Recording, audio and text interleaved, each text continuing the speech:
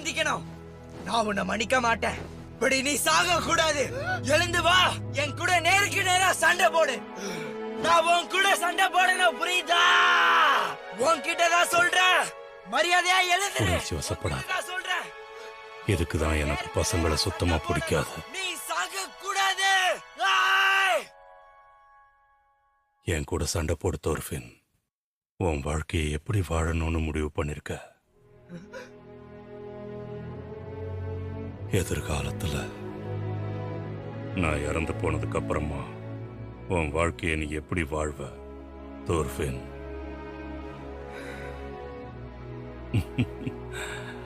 அத பத்தி எல்லாம் நீ இது வரைக்கும் யோசிச்சதே இல்லல்ல.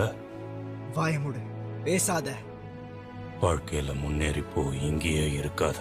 இந்த இடத்துல உனக்கு எதுவுமே கிடைக்க போறதில்ல. எங்கேயாவது தூரமா போயிடு. தார்ஸ் போனா மாதிரி நீயும் போயிடு. நீ தார்ஸோடைய மகன், மறந்துடாத. இங்க இருந்து போயிடு. தார்ஸ் மாதிரி ஒரு வாழ்க்கையை அமைச்சுக்க. ஓ, தயவு செஞ்சு இங்க இருக்காத. அதுதான் ஒரு உண்மையான மாவீரனுக்கான சண்டை. நீ தார்ஸோட மகங்கிறத மறந்துடாத. தார்ஸோட பேருக்கு பெருமை சேரு.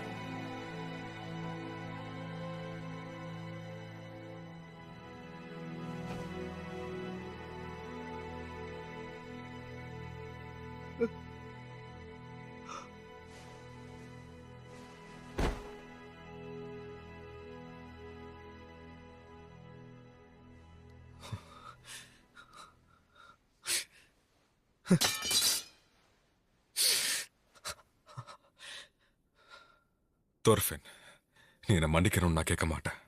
ஆனா பித்து பிடிச்சு போய் ஒரு அரசரையே கொல்ற அளவுக்கு துணிஞ்சிட்டான். அதுக்கான தண்டனையை தான் நாங்க அவனுக்கு கொடுத்துருக்கோம். இருந்தாலும் இவ்ளோ நடந்ததுக்கு அப்புறமும் நீ என் கூட இருக்க விரும்ப மாட்டேன்னு எனக்கு நல்லா தெரியும். நீ எங்க வேணாலும் போகலாம்.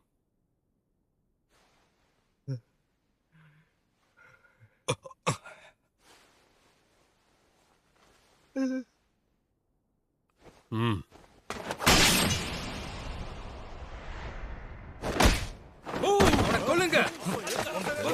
அவன் ஒரு துரோகி. அவனை கொல்லுங்க. நிறுத்துங்க. அவனை யாரும் எதுவும் பண்ணாதீங்க. நகருங்க. அவனை என்ன பண்ணணும்னு நான் தான் முடிவு பண்ணுவேன்.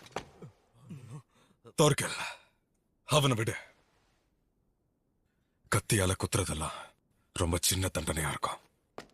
வாங்க இளவரசி, உங்க காயங்களுக்கு முதல்ல மருந்து போடணும்.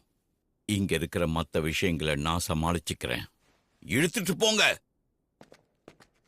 ஒரு நிமிஷம் ஃப்ளோக்கி. அரசர் இறந்து போயிட்டாரு. இப்போ ஆங்கிலேயர்களுடைய தளபதி யாருன்னு உனக்கு தெரியுமா? சொல்லு. அது வந்து என்ன ஆச்சு? வாயை திறந்து சொல்லு.